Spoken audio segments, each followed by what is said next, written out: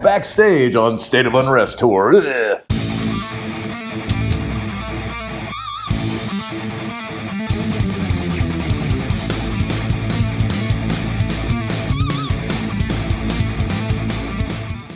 What's up, everybody? Welcome to Metal Remains Backstage. I'm Manuel. We are at La Riviera for Creator and Lamb of God's tour State of Unrest 2023. And with me is John, bassist from Lamb of God.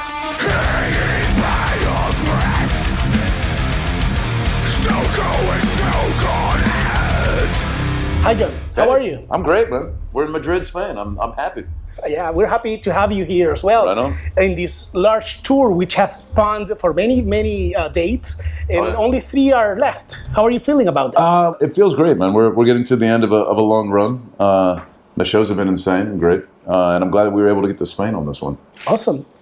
And after this tour, you will be heading back home to rest a bit and then go to South America, right? Correct. For another tour. Those are very special dates for us because most people that watch us are from Latin America. Right on. So what are your expectations on those settings? South American shows are always amazing. They're great. That's the place where like the crowd will sing the riffs back to you, and it's just super high energy, and it's always a lot of fun playing in there because it's about the energy. Like we're putting energy out there, and if there's a dead crowd, it kind of is no fun. But if you can bounce it back and forth with the crowd, it can be a lot of fun. Yeah, I think it's very special because people there, they are not accustomed to having international stars every week or every month even. Right. It's special. And fans of bands, they go out of their way to make shows as memorable as possible. Right. And after that, you will be taking a very large North American tour.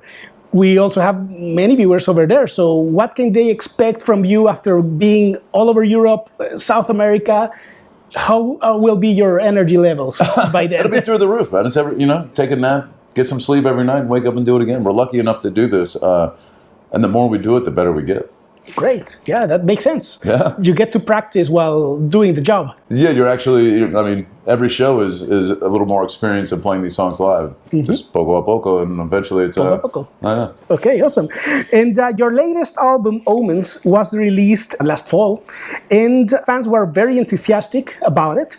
What was your perception of this release?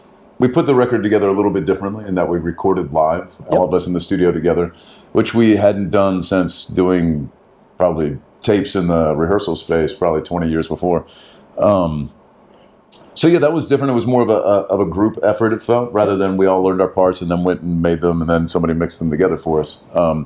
So I think that comes through in the energy of the record. Also, the songs are fucking amazing. I think we continue to progress and develop and try new things, and I think that's very important, to be in love with your own work. It wouldn't make sense to do it otherwise.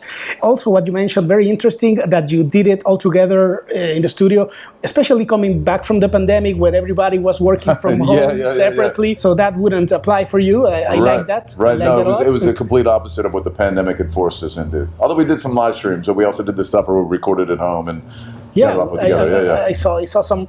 And can we expect any music videos? Maybe this touring will leave you some time to do those? We put out some videos already from this. I don't think we're going to do any more videos on this record because making videos really sucks. You don't like it? No. Most people tell me that it was fun going to this location or whatever. But then you go stand up there and pretend to rock. Well, most people don't use even a cable. That bothers me a lot. I mean, my OCD can't handle it. We like to be plugged in, and you'll notice that we are plugged in pretty much every video. And go off camera somewhere, it's not plugged into anything, but on camera it looks like we're plugged in.